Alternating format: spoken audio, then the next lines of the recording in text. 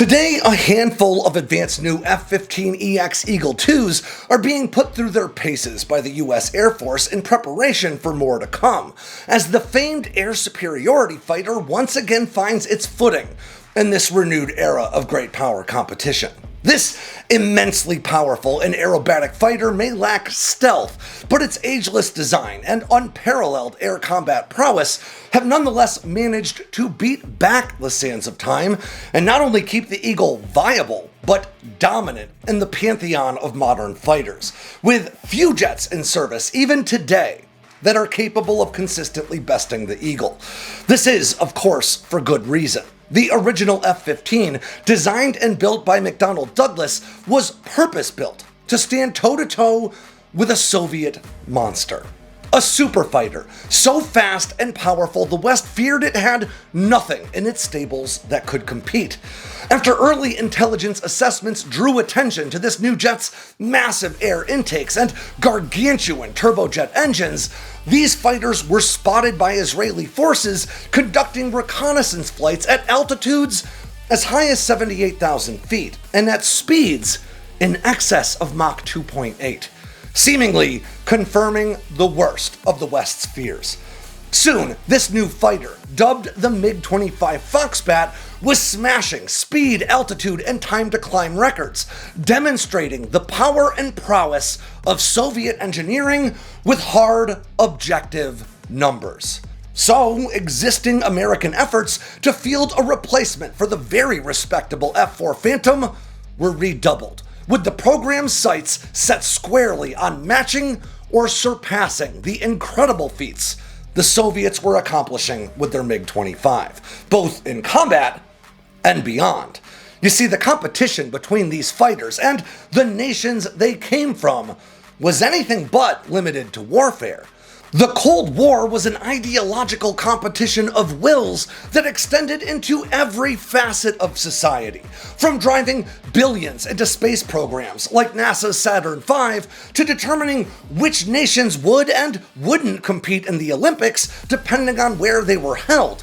The advent of nuclear weapons had made the world's two great powers duking it out the good old-fashioned way an untenable proposition. So in its place, any potential friction point between national ideologies quickly bloomed into direct competition, with the very viability of entire economic and governmental models, seemingly to many of those involved, hanging in the balance of each sparring match. And while the F-15 wouldn't reach active service until 1976, it was 50 years ago this year, in February of 1975, that a small group of men flying a stripped-down F-15A struck back at the monolith that was the Soviet MiG-25, reclaiming the skies for the United States without ever firing a single shot. So let's talk about the F-15 Streak Eagle, its world record-setting performance, and the race to prove Uncle Sam had what it took to build the world's best air superiority jet. I'm Alex Hollings, and this is a special edition of Air Power.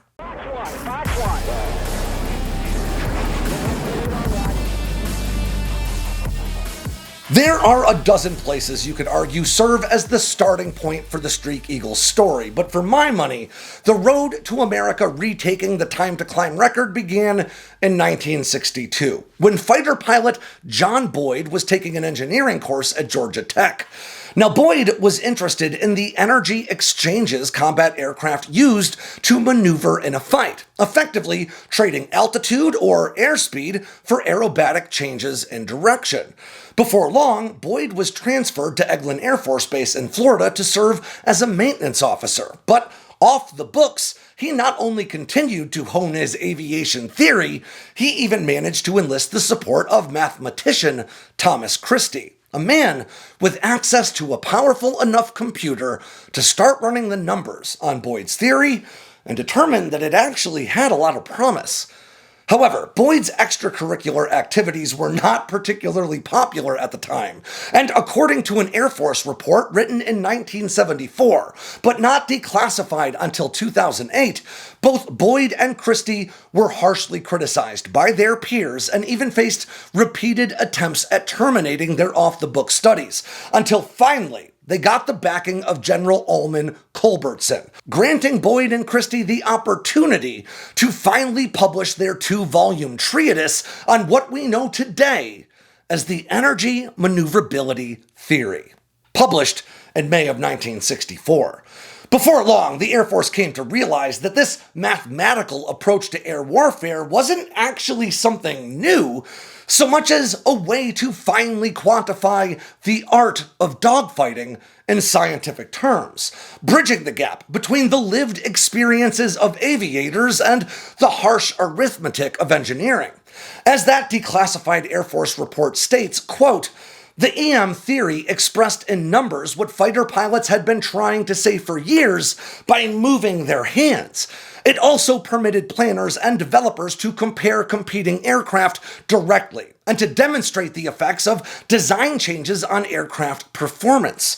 And this approach to quantifying aircraft performance proved invaluable in the program that would ultimately produce the F-15, initially known as FX, allowing engineers to quickly calculate things like the penalty to maneuverability that this new fighter would incur if its necessary range required larger fuel loads, and how reduced wing loading could produce a more dynamic fighter aircraft overall.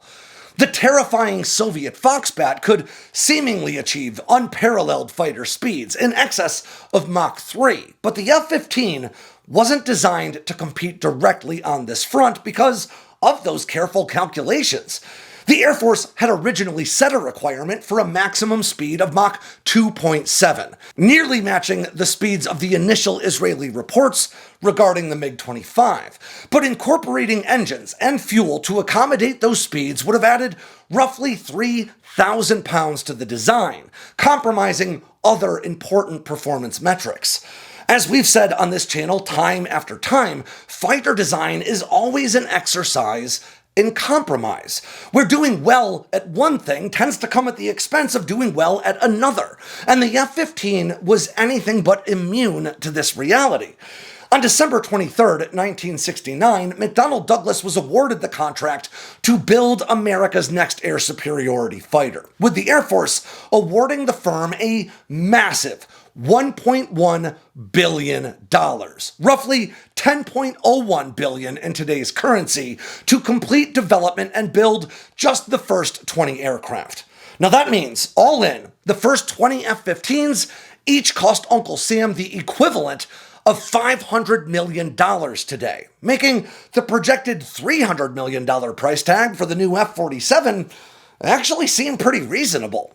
4 months later, Pratt & Whitney was selected to produce the fighter's power plant, a new augmented twin-spool axial flow gas turbine that weighed less than 2,800 pounds, but could pump out an astonishing 22,000 pounds of thrust in testing, a more than 20% increase over the power output of the F-4's J-79s.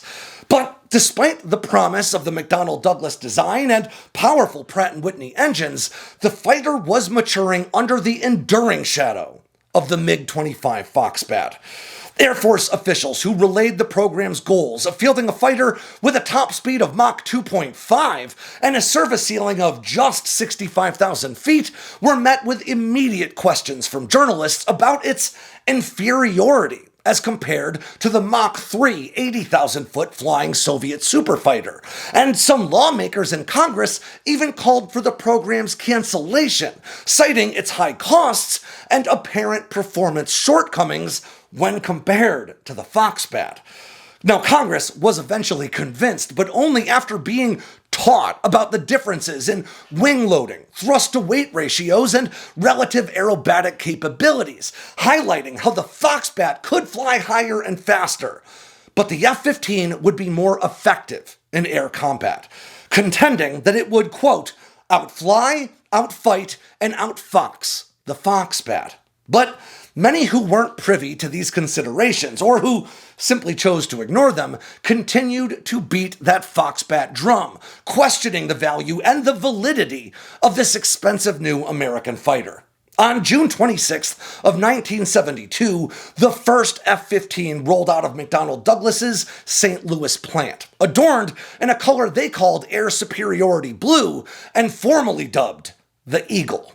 This aircraft began flight testing a month later, and the following year, in March of 1973, the United States completed its withdrawal from Vietnam. And though it would be 2 more years before the Communist North overran the South, that still marked a pretty significant blow for both the effort to contain communism and in conveying its shortcomings to the developing world.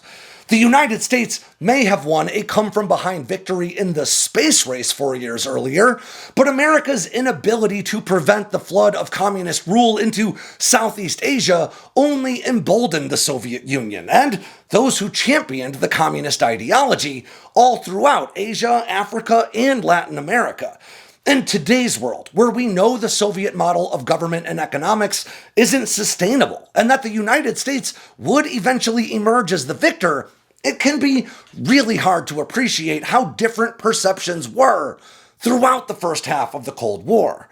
The Soviet Union was anything but an underdog in this competition, putting the first satellite, the first animal, the first man, and the first woman into space, and producing several notable experimental aircraft, like the world's largest helicopter, while fielding increasingly capable nuclear weapons like the SS-18 Satan, an ICBM believed to be so powerful and accurate, the United States feared its Minuteman silos would be rendered obsolete by 1980.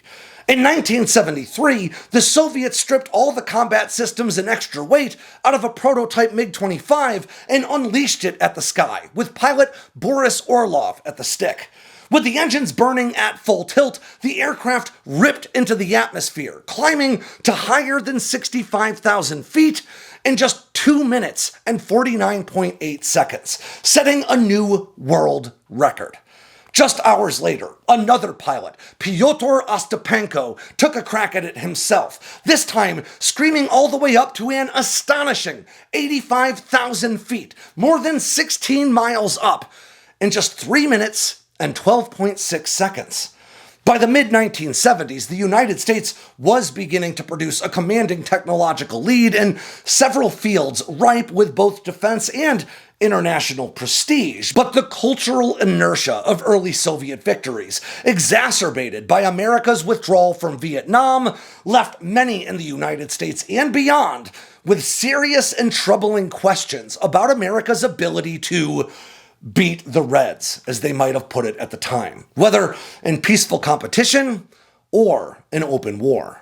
But while America's new F-15 couldn't match the atmosphere-scraping altitude or the high speeds of the already operational MiG-25, it became clear to its pilots very early on that the Eagle wasn't a race car or a rocket ship.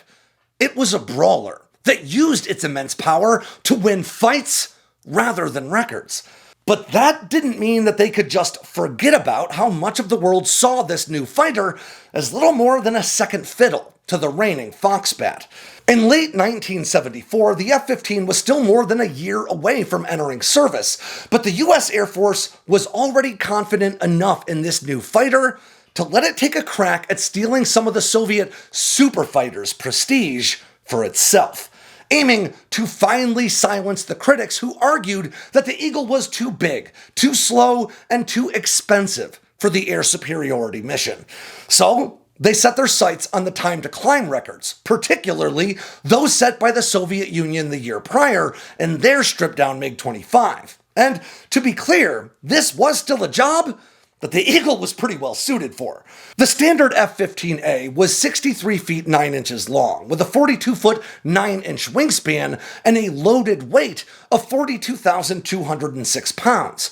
Its twin Pratt & Whitney F-100 turbofans, now each tuned to pump out a whopping 23,930 pounds of thrust under afterburner, gave the jet a combined 47,860 pounds of thrust on tap, making it the first American fighter in history to have more thrust output than overall weight, and allowing the fighter to actually accelerate while flying straight up. But like the MiG-25, the Eagle wasn't going to set these new time to climb records in a combat trim. So, the Air Force plucked the 19th pre-production F-15 straight off the production line and set to work modifying it for its record-breaking runs. Now, a lot of this work focused on reducing the fighter's overall weight, with all the weaponry, non-critical systems, and even some of the safety gear, like its light-duty tailhook used for emergency landings on runways, all ripped out. That air superiority blue paint job was also scraped off, saving an extra 50 pounds according to Air Force accounts.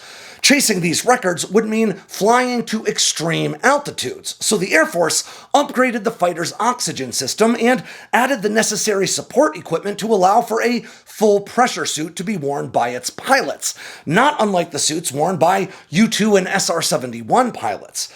All told, they stripped about 1,800 pounds out of the jet, improving its already impressive thrust-to-weight ratio of around 1.17 to 1, meaning it could produce 1.17 pounds of thrust for every 1 pound of aircraft weight, to a jaw-dropping 1.5 to 1, or 1.5 pounds of thrust for every 1 pound of aircraft weight.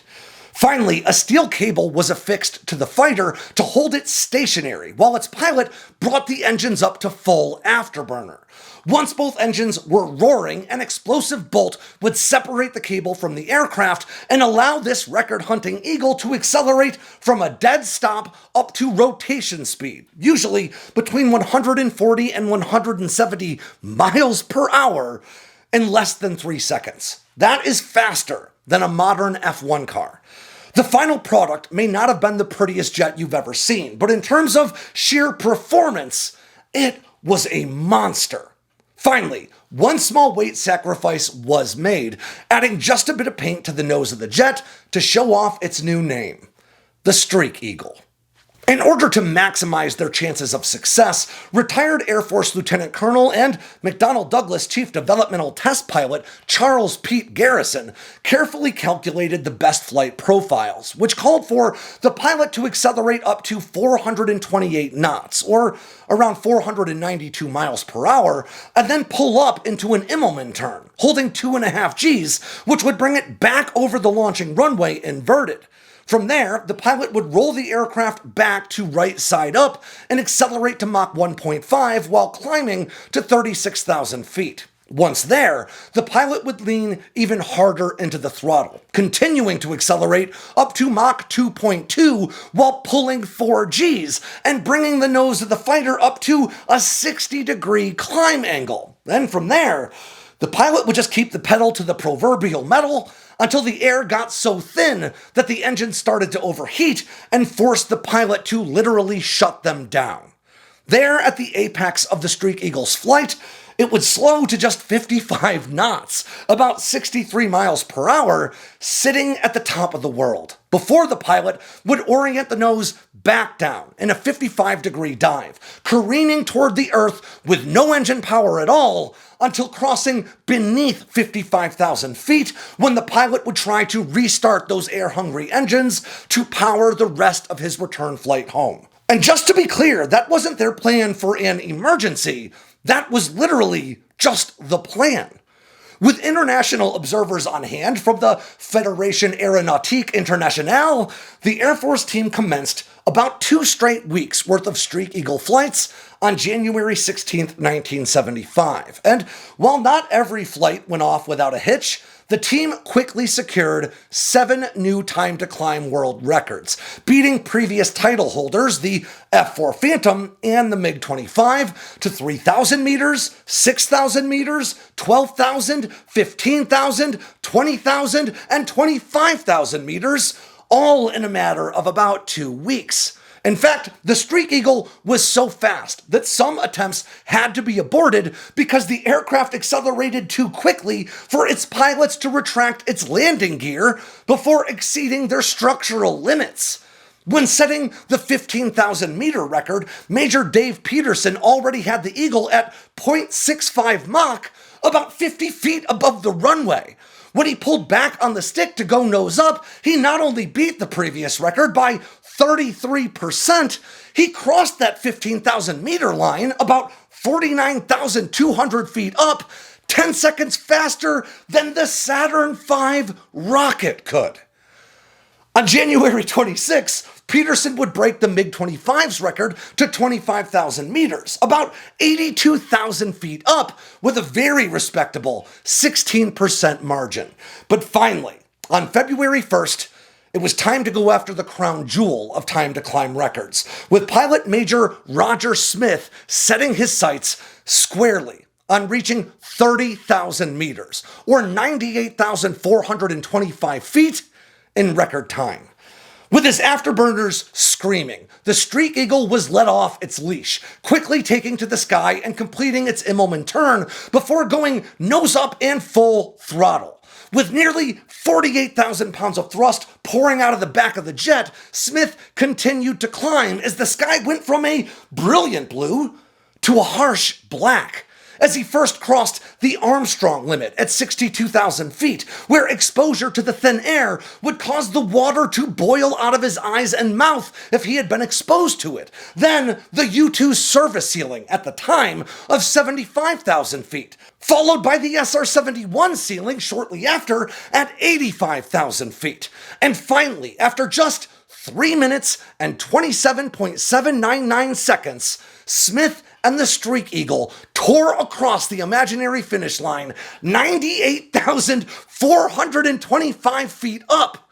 Smith had done it, setting the 8th new world record in an F-15 over the span of just 17 days. And most importantly, smashing the Foxbat's time to that altitude by more than 36 seconds. The F-15 Eagle itself wouldn't even enter active service until almost a full year later, on January 9th of 1976. Then, just about 5 years later, an Eagle would take on the jet that it was designed to beat, the MiG-25 Foxbat, for the first time.